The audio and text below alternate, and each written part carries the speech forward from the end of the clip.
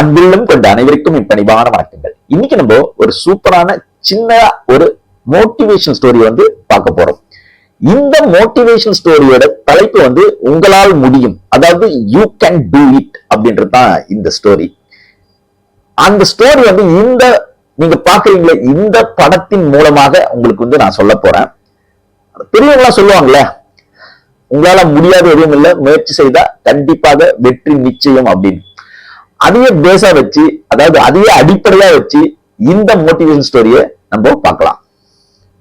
நம்ம நிறைய கோயில்ல பார்த்திருப்போம், அவ்வளவு பெரிய யானைய ஒரு சங்கிலியால கட்டி போட்டிருப்பாங்க. சோ இவ்வளவு பெரிய பலம் கொண்ட அந்த யானை இந்த சங்கிலியை அறுத்துக்கிட்டு போக முடியாதா என்ன?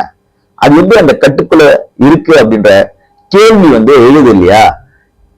இதே மாதிரிதான் கோயிலுக்கு போற ஒரு சிறுவனுக்கு அந்த சந்தேகம் யானை பாகன் கிட்ட கேட்கிறாரு. அதற்கு அந்த யானை பாகன் சொல்றாரு, அந்த யானையால கண்டிப்பாக அறுத்து கொண்டு போக முடியும், ஆனா அது அப்படி செய்யாது. ஏன் தெரியுமா? அந்த யானை குட்டியாக இருக்கும்போது இதே போல ஒரு சங்கிலியால் அதன் காலை கட்டி போடுவார்களாம். அந்த குட்டியும் அதை அறுத்து கொண்டு ஓட எத்தனைக்குமாம். குட்டியா இருக்கும்போது சங்கிலியில கட்டி போடும் போது கண்டிப்பா அது ஓட நினைக்குமா சின்ன வயசுல. ஆனால் முயன்று முயன்று போதிய வலு இல்லாத காரணத்தினால் நாளடைவில் அதன் முயற்சியை கைவிட்டு விடுமாம்.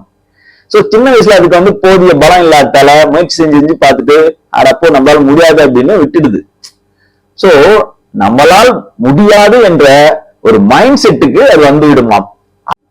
அதே குட்டி வளர்ந்து பெரிய யானையான பிறகு அதனுடைய இப்போதைய வலிமையை உணராமல் தன்னால் முடியாது என்ற பழைய மனநிலையிலேயே இப்போ உள்ள சங்கிலியை அறுக்க முயலாதாம். எப்படி இருக்கு பாருங்க. சங்கிலிக்கு பதிலாக ஒரு கயிறு கூட காலில் கட்டப்பட்டிருந்தால் அதனை அது அறுக்க முயலாதாம்.